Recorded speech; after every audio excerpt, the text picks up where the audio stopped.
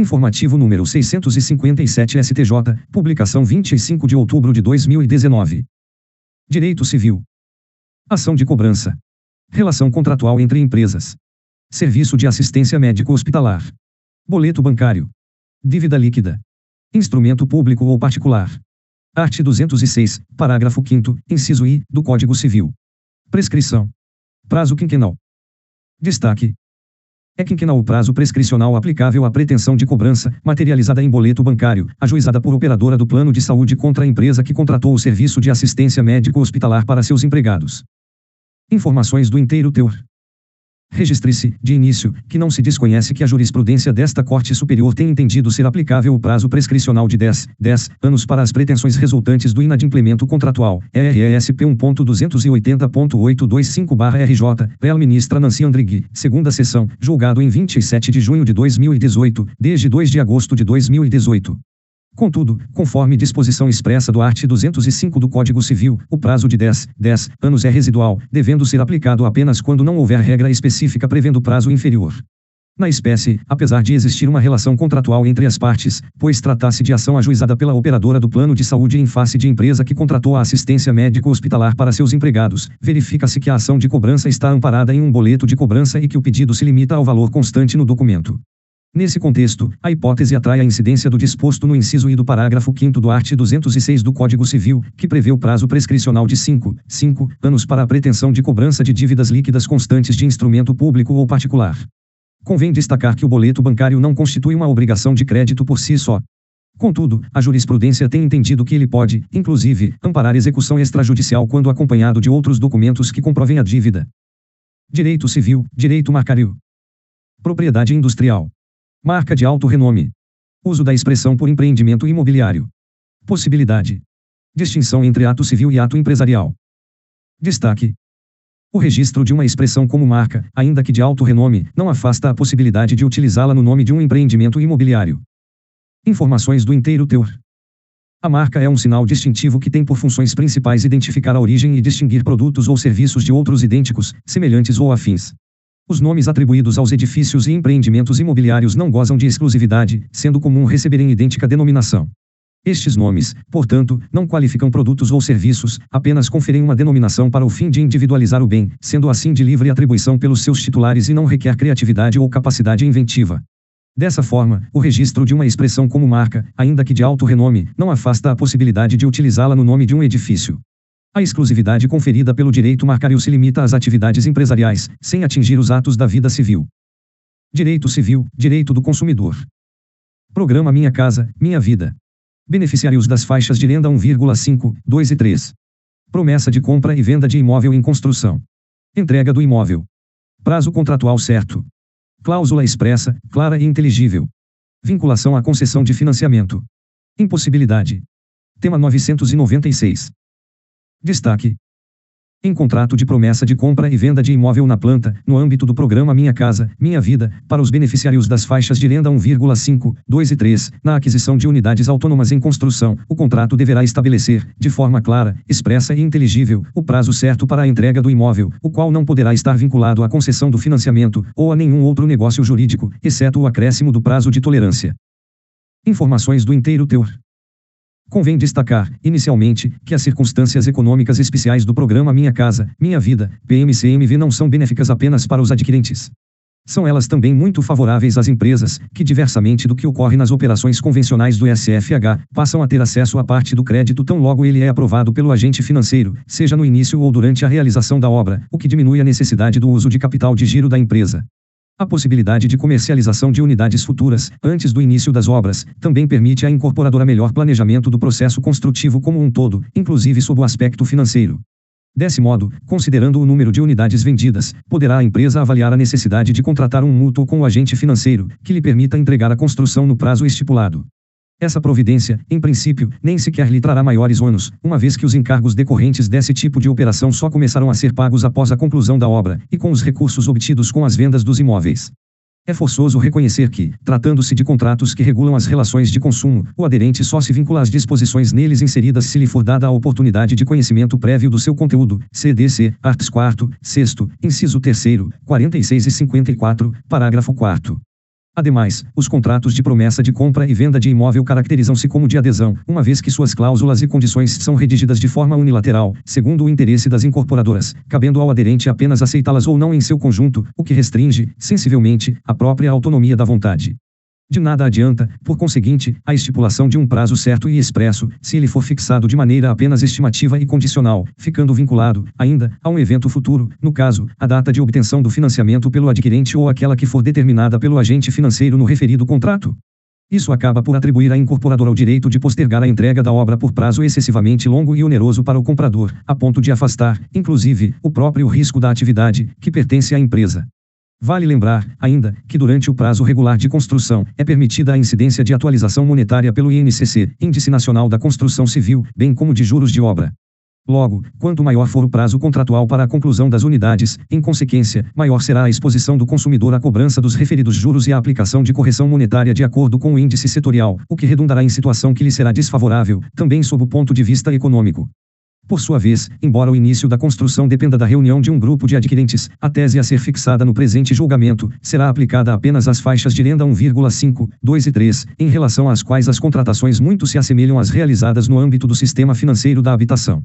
Logo, para estes segmentos específicos, é importante acentuar, as unidades futuras são transacionadas não apenas no início da construção, mas também ao longo ou ao seu final, razão pela qual esse período destinado à captação dos promissários compradores já faz parte do planejamento inicial do projeto como um todo, por se tratar de algo inerente à própria natureza da negociação.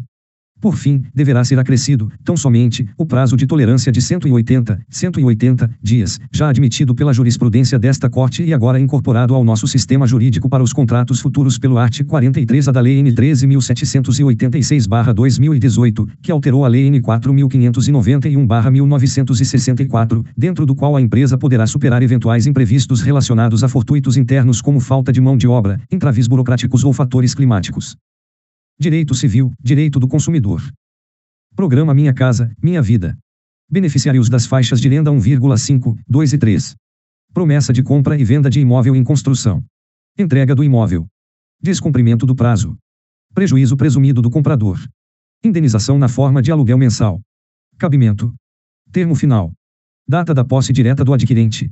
Tema 996. Destaque.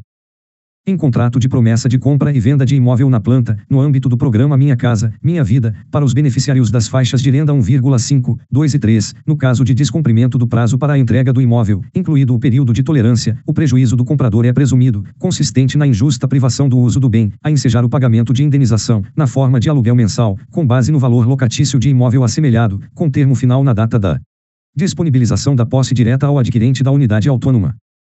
Informações do inteiro teor. A jurisprudência desta Corte entende pacífica quanto ao cabimento de lucros cessantes, no âmbito de financiamento pelo SFH, em razão do descumprimento do prazo para a entrega do imóvel objeto do compromisso de compra e venda, incidindo a presunção de prejuízo do promitente comprador. O fato de o imóvel ter sido adquirido sob a disciplina do programa Minha Casa, Minha Vida, PMCMV não afasta a presunção de prejuízo, mesmo porque, na linha dos precedentes desta Corte Superior, a condenação da vendedora por lucros cessantes independe, até mesmo, da demonstração da finalidade negocial da transação. A indenização deve corresponder, por isso, à privação injusta do uso do bem e encontra fundamento não necessariamente na interrupção da percepção dos frutos ou pela frustração daquilo que razoavelmente poderia lucrar, mas na própria demora pelo cumprimento da obrigação, cc. art. 389. Isso porque a moradia é fato dotado de expressão econômica aferível, ainda que o beneficiário não tenha que, diretamente, despender recursos para tal.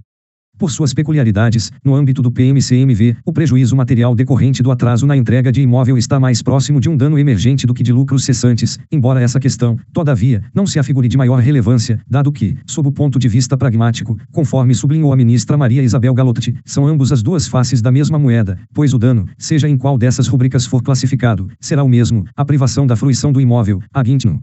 HRG no ARSPN 795.125/RJ, quarta turma, desde 19 de novembro de 2018.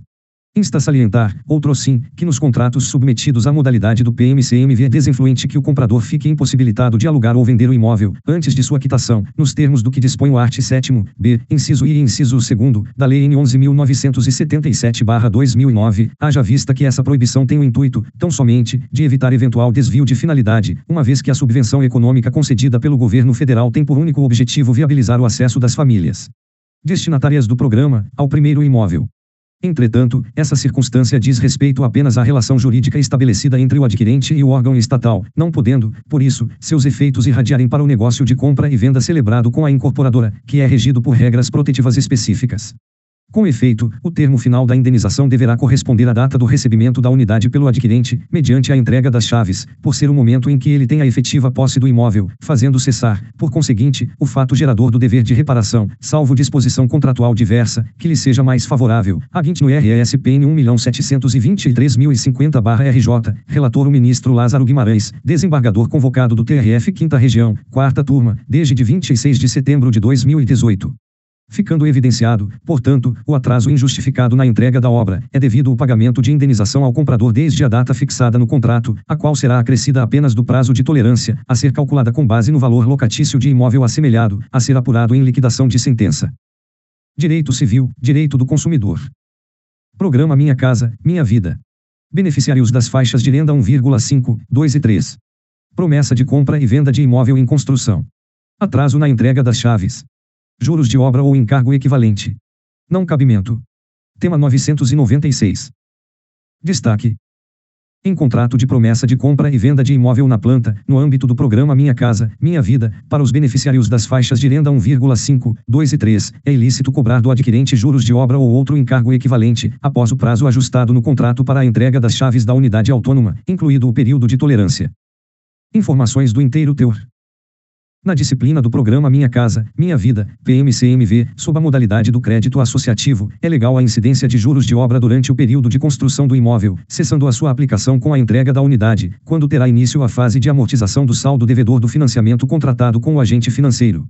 Durante esse período, o valor a ser financiado permanece congelado, e até que a obra seja concluída o promissário comprador pagará tão somente encargos que contemplam os juros, atualização monetária, seguro de vida e de danos ao imóvel e, se for o caso, taxa de administração. Após a entrega do bem, inicia-se efetivamente a fase de abatimento da dívida. Todavia, havendo atraso na entrega do empreendimento, afigura-se descabido imputar ao adquirente o ônus de arcar com juros de evolução da obra no período de mora da ré até a efetiva entrega das chaves, uma vez que não se pode penalizar o mutuário com referida incidência, considerando não ter sido ele quem deu causa ao atraso. Entendimento diverso teria o efeito de postergar, de maneira injustificada, o pagamento de valores que são próprios da fase de construção da obra, em seu período regular. Contudo, impõe-se considerar que, superado o período de entrega das chaves, o comprador passa a ter a legítima expectativa de destinar recursos à amortização do saldo do seu débito. Deve-se ter como norte, nessas circunstâncias, o princípio de que quem dá causa ao inadimplemento do contrato não pode se beneficiar da situação, sob pena de o atraso da obra poder representar a possibilidade de vantagem financeira indevida em detrimento do adquirente do imóvel, o que seria de todo inadmissível.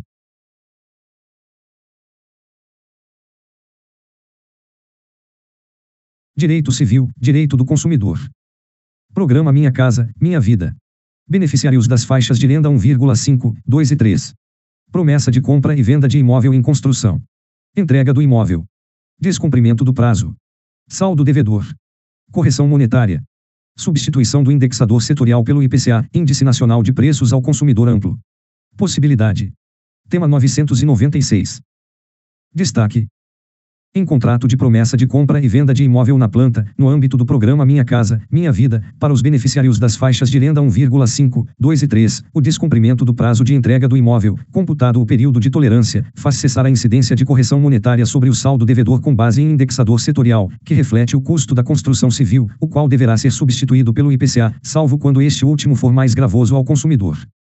Informações do inteiro teor. Vale observar, de início, que se a construtora deixa de entregar a unidade autônoma no prazo previsto, pode o adquirente sustar as parcelas do preço que se vencerem no mesmo prazo e em datas posteriores a tal prestação, invocando a exceptio non adimplete contractus, prevista no art. 476 do CC. Contudo, a suspensão da exigibilidade das parcelas do preço não afasta a incidência da atualização monetária sobre o saldo devedor, salvo nas hipóteses em que o mencionado atraso derivar de comprovada má fé da empresa. Os valores das parcelas devem ser atualizados desde a data de vencimento prevista no contrato até o efetivo pagamento, como simples modo de preservação do valor real da moeda, sem representar, portanto, um benefício para a parte inadimplente ou punição para o adquirente. Nesse sentido, ambas as turmas que integram a segunda sessão desta Corte firmarão o entendimento de que, embora o descumprimento do prazo de entrega do imóvel objeto do compromisso de venda e compra não constitua causa de suspensão da incidência de correção monetária sobre o saldo devedor, tal fato autoriza a substituição do indexador setorial, em regra, o INCC, Índice Nacional de Custo de Construção, pelo IPCA, Índice Nacional de Preços ao Consumidor Amplo, índice oficial calculado pelo IBGE, salvo se aquele for menor. Essa solução mostra-se adequada ao reequilíbrio da relação contratual, nos casos de atraso na conclusão da obra, não devendo ser implementada a substituição do indexador específico do saldo devedor pelo geral apenas quando o índice previsto contratualmente for mais favorável ao consumidor, avaliação que se dará com o transcurso da data limite estipulada no contrato para a entrega da unidade, incluindo-se eventual prazo de tolerância. Inviável, portanto, a tese de utilização do INCC, Índice Nacional de Custo da Construção, como fator de correção monetária, durante todo o período necessário para a finalização da unidade imobiliária, independentemente de descumprimento do prazo para a construção.